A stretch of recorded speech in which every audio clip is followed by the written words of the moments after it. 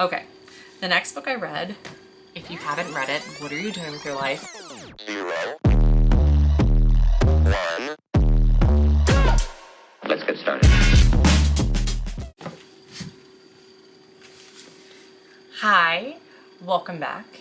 This is July, but I am doing my June reading wrap up halfway through the month of July. The summer is so busy because I have kids. I am making these videos definitely late, and then also I just don't read as much. I read every day, but I don't read for as long every day. I feel like in the winter and the fall and even the spring, I read more. But in the summer, I'm doing more activities with my kids. We have more family activities going on, and so I just read for shorter periods of time throughout the day. So I only have 1, 2, 3, 4, 5, 6 books for the month of June. The first book that I read in the month of June is The Emperor of Gladness by Ocean Vuong. If I'm saying that correctly, I bought this book 2 years ago, I believe it was, 1 or 2 years ago. I think it was actually last year, my birthday.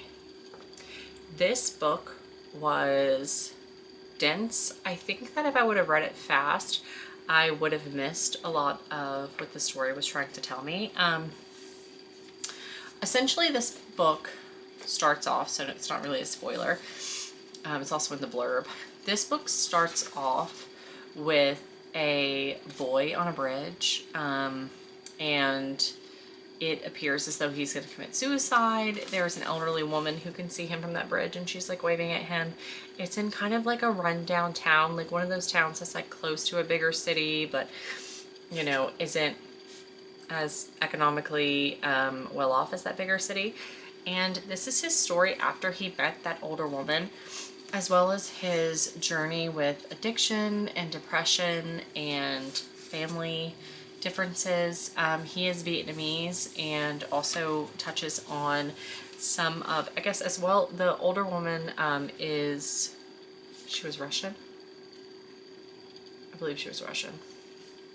Touches on some of those differences of like the ideals of people when they become immigrants and they journey to America and they come here and they have this huge ideal of what America is going to be, and then growing up as a second or third generation born person into America, coming from an immigrant family, and like this realization of looking into America and being like, the American dream is dead, and you still have your mother, your grandparents, or whatever, having this viewpoint of, no, America is the country that we go to like have freedom and our dreams come true and all these things. And their children are then born and raised in America, and they're going, what do you mean?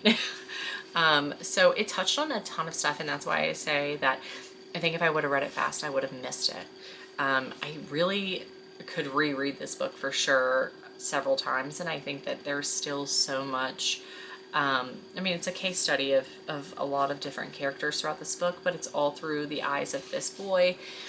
And, it even touches on his sexuality and, grief and lying to family to make them proud. And it really touches on so many things. That's probably why it's an Oprah's book club pick for 2025. It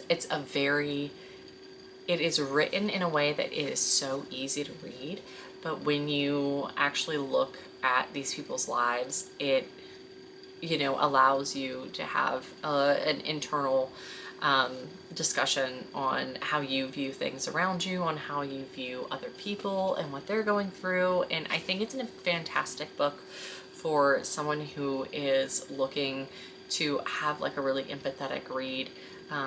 Books teach empathy regardless, but I think that this story is so dense and so diverse on so many areas of life that it touches that it really encompasses a lot. The next book I read, I devoured. This was not a book that I sat and, lived with for a long time. Although I will say, when I was like, I don't know, 60% through this book, I kind of wanted to stop reading for a little bit just so that it could like I could stay in the world for a little longer, because this is Bloodbound by Ellis Hunter, which is a pen name for Katie Ellis Brown and Becky Hunter. So these are two friends that wrote this book together. This is the Allurial edition. I picked this one for April, for the April pick, and it just sounded really interesting, but I enjoyed it a lot more than I thought I was going to. So this book, essentially, you have two heirs, okay, from two kingdoms, and the story goes that they're told throughout their life is that these two heirs have to duel, and when they duel, the person that wins, the country essentially that wins via that heir, gets this power via this heart, and that like really fuels their economy and their entire country. So it's really important that they win, but it's also important that they duel in general, because if they don't, they're gonna die regardless. So you obviously don't want to die regardless. Okay, so essentially they have to duel regardless, because one, you know, it's their entire country is waiting on them to make this duel, because without it, there's not peace between the two countries. And two, they are bloodbound to each other during this like kind of a lead up to the duel. Everybody gets together and has all these elaborate dinners and da da da. And that blood binding, they are not allowed to hurt each other. So if one dies, the other is going to die. So, you know, it's advantageous to both countries to keep them both alive. During that week is the majority of this book. I think it was a week. During that time period is the majority of this book. You're going into it with a woman who is essentially like a witch. You know, other heir is a male heir, and he has a dragon. He's very powerful. He's like world renowned for all of his power and how like ruthless he is. And that's where the story starts, and it goes from there. And it is a romantasy, so you do have a romance plot. However, I think that it's pretty balanced between the fantasy plot and the romance plot, in my opinion. Lots of found family. You know, I think that the twists and turns and the political intrigue is super cool. I loved this book. I would definitely do a reread, because it's going to be at least a duology. I can't remember if it's going to be a trilogy or a series or what it is, but it's at least a duology. The like bound animal characters are to die for. I love their personalities. Yeah, I loved this book. If you love like Fourth Wing, for example, or not even Fourth Wing, because it's not like they're not an academy. I don't know how to explain it. It reminds me of so many books while being unique to itself. If that makes sense. I don't know. I loved it. So I definitely think I want to do the audio and just like see what that's about for a reread, because this was super cool. And I love this Allurial copy. Okay. It's also very floppy, and the text is like super big and nice. So I love this Allurial copy. And I know I've said this before, but like years and years ago, right? Like, I don't know, 3 years ago or so, I had started with Book of the Month. I did Book of the Month, and at the time, I had found that my copies were coming damaged each time. I did find out from someone in the company through their customer service that their warehouse that was actually located kind of close to me in Pennsylvania basically was having a lot of humidity issues, and that was the problem, and that's why it was just like I was just a part of it at a time period where that was a thing. However, Allurial is like more my speed, I think, and I adore it. And because these editions have been coming so beautifully and they are so well made, I'm thinking I might go back to Book of the Month, because I do love a hardback, I'm not gonna lie. Okay, the next book I read, if you haven't read it, what are you doing with your life? Blood and Betrayals. I had an art copy of it. This is the new release of it being traditionally published. I am frothing at the mouth for book 3. If you love Zodiac Academy, girl, This is gonna be your book. She's thick, okay? She's a thick bitch. I adore her. I adored the Found Family. I need to know what's going on with this stranger. This one came with like the cutest art prints. I don't want to say too much about this book because I went into it pretty blind, just knowing that if I liked Zodiac Academy, I should read this, and got the art for it, and I obsessed. I like want to go and live in this place forever. The next set of books that I read them back to back. I was trying to read a book in a day and couldn't complete it, but I did read 2 books in 72 hours. And that was the Deathless one and the Heartless one. Book 3 comes out semi soon, I think this fall or beginning of next year. Could be wrong in that. My brain is not what it used to be. This was so cool. I loved this. I was obsessed with this. I also really loved, you know, like the reclaiming of power that comes through the story for our female main character. I love the, I guess you would call it, male main character who is like kind of leading her down this like revenge sort of thing. So the book 1 starts and she's a princess. She's murdered on her wedding day by what was her husband. She is essentially brought back to life, and through her being brought back to life by this god, which is called the Deathless One, the story begins. And it is so interesting to see their interactions and where that goes. But it's also really cool to just like, I guess, see her grow as a person throughout the first 2 books. Now, when we go into book 2, this is her reclaiming of her throne. So I don't want to say too much because if you haven't read book 1, then like obviously book 2 is full of spoilers, but this is a really cool series. They're really short.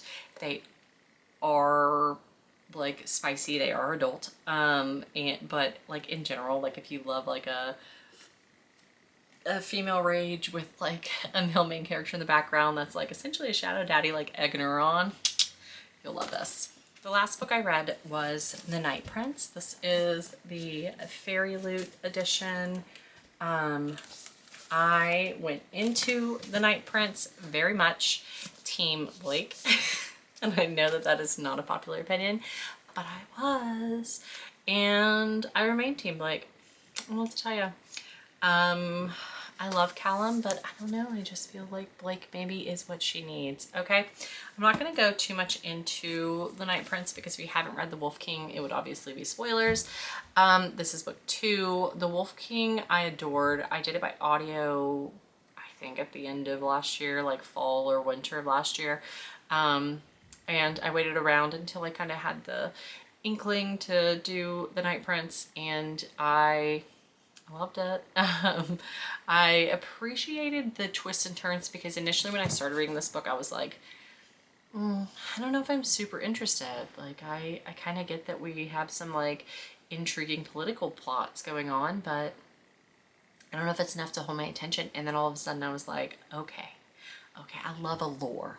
Okay, I like finding out the hidden mysteries of whatever. Okay, so again, not going to go into too much detail, but I love Blake.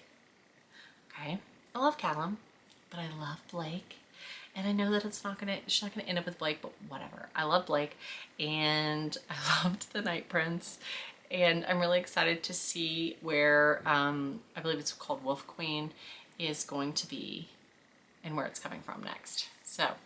And this edition, stunning.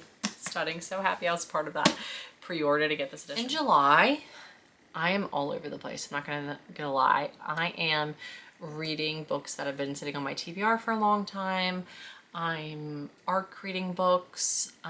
For instance, I'm reading Daybreak. I wanted to wait until like right before the release so that way I get my arc read in on time like I should, but I also am like still kind of not feeling FOMO because I'm reading it right around the same time that other people are reading it, which is the second book to Nightshade by Autumn Woods. It is fantastic. I actually have some of my little packet, my Sorrow Song University packet that came. So if you have not read Nightshade by Autumn Woods, it is stunning, dark academia. I love it. The mystery plot line, along with like all the dark academia, like Scotland vibes. Is it Scotland that she's in? I can't remember anymore. You know, being by the Tarn. Yeah, I'm bouncing back and forth between some books that have been on my TBR for a long time and ARC reads. I do want to, towards the end of July, read Beach Read by Emily Henry, because the very beginning of August, I'm going to the beach. And I kind of want to like build myself up for that.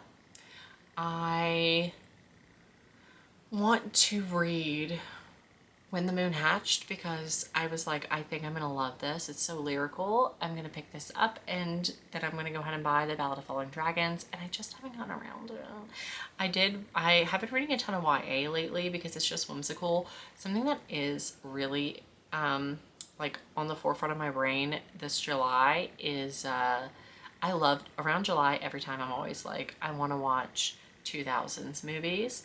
And I'm really wanting to read Divergent and Twilight right now, so I think I'm gonna like indulge in that. Who knows, my mood reading can take me all over the place, so come back. I have some reading vlogs coming up. I also have, obviously soon will be my July reading wrap up. We'll go to the beach, we'll read on the beach. We have a lot coming, so thank you for sticking with me through this reading wrap up for June, even though it's late, and I'll see you soon.